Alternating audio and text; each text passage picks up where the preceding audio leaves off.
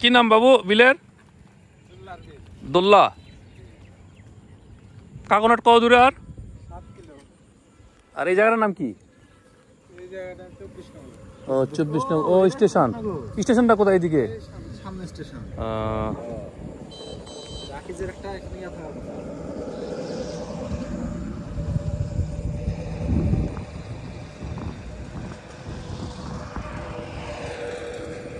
বিল কিন্তু প্লাইস্টোসিন সোপানের পাশে আর কি। দারুণ একটা জায়গা। দারুণ একটা। ওই যে প্লাইস্টোসিন সোপান। পুরোটাই কিন্তু বন্দরভূমি। এটা বন্দরভূমির কোন মাথা? এটা পশ্চিম দিকে আর কি, পদ্মা নদীর পাশে। এই সাইডেই আর কিছু দূর গেলেই পদ্মা নদী, গোদাগাড়ি পড়বে, গোদাগাড়ি প্রেমতলী এই জায়গাটা পড়বে আর কি। 24 নগরের স্টেশন, নাম করা একটা স্টেশন। তারপরে কাকনহাট, তারপরে আমনুরা। এই বিলের মধ্যে বক সুন্দর, মানে একটা গ্লান্স একটা বিল নাকি? একটা গ্লান্স, এক নজরে এক ঝলক একটা বিল। দুর্দান্ত ব্যাপার হচ্ছে যে বিলের উপর দিয়ে উঠেছে সোপান। হ্যাঁ, এই 25 লক্ষ বছর আগের যে পানির নিচ থেকে উঠে আসা সোপান। এইদিকেও সোপানটা এইদিকেও আছে। চারিদিকে আছে, মানে ওই জায়গাটা হচ্ছে নিচু, চারিদিকে আস্তে আস্তে নর্মালি হয় কি যে এই বিলগুলা 1 ডিগ্রি কোণ করে নামে, কিন্তু এই বরেন্দ্রভূমির বিলগুলা কিন্তু ওই মানে সোজা হয়ে নামে না, ওটা স্টেপ হয়ে উঠে গেছে। এটাই ব্যাপার। অন্যান্য বিলগুলোর সাথে আমার এটাই পার্থক্য চোখে পড়েছে।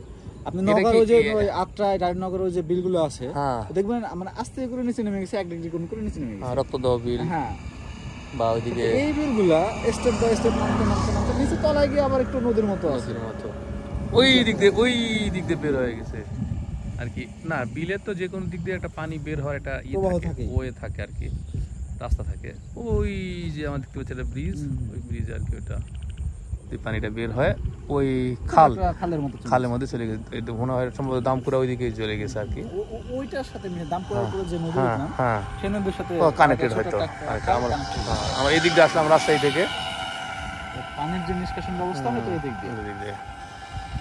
দেখেন নিষ্কাশন ব্যবস্থা কিরকম, ওই যে ওইটা হচ্ছে চাক্ষুষ প্রমাণ।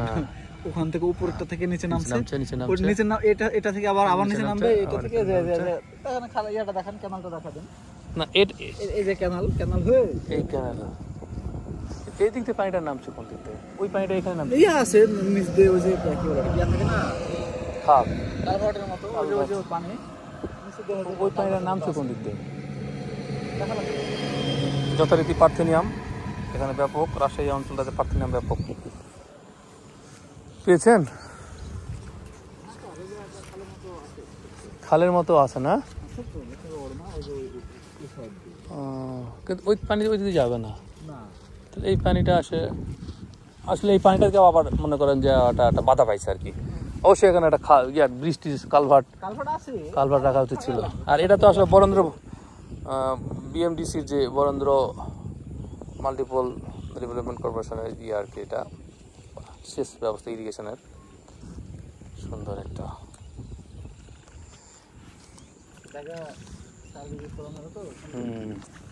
সুন্দর অদ্ভুত।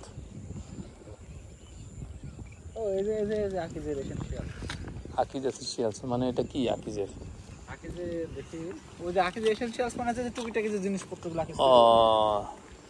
এটা বড় একটা আকিজের কারখানা আছে, শিল্পায়ন হচ্ছে এই দিকটাতে। এই দিকটাতে শিল্পায়নের কারণ আরেকটা কারণ হলো কি, এতে কাঁচামাল ইন্ডিয়া থেকে আসতে পারে, পানির প্রাচুর্য আছে, ছোট সোনা মসজিদ হয়ে চলে আসে আর কি বন্দর দিয়ে। আবার ট্রেনের রেল যোগাযোগ আছে 24 নগর হয় একদম বঙ্গবন্ধু সেতু দিয়ে চলে যাবে ঢাকা। আমার শেষ করি নাকি ভাই? দেন আবার দেখা হচ্ছে সামনে, রাস্তা সুন্দর আছে তো, আবার দেখা হবে। ওকে।